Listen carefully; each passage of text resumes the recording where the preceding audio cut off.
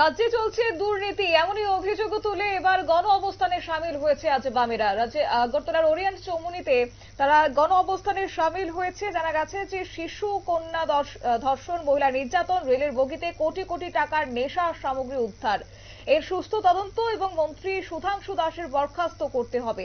এই সকল দাবি দাওয়া নিয়ে আজ আগরতলার ওরিয়েন্ট চৌমুহনী এলাকায় বামফ্রন্ট দল গণ অবস্থানে সামিল হয়েছে। এই প্রসঙ্গে কি জানিয়েছেন প্রাক্তন মুখ্যমন্ত্রী মানিক সরকার, শুনুন।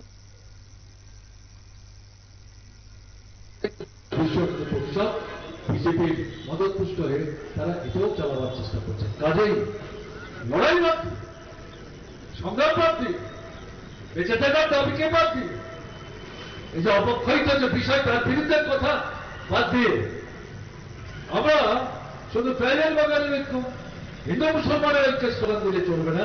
এই বিষয়গুলিকে রেখে আমরা যদি লড়াই করতে পারি, যারাই আমাদের মধ্যে বিভাজন তৈরি করার চেষ্টা করছেন তারা জনবিচ্ছিন্ন হবে।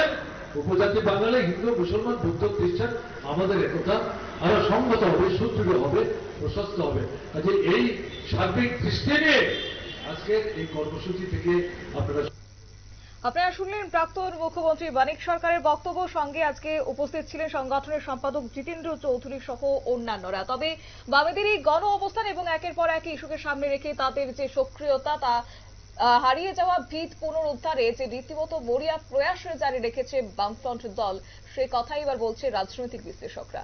নিয়ে নিচ্ছি ছোট্ট একটি বিজ্ঞাপন বিরতির সঙ্গে থাকুন।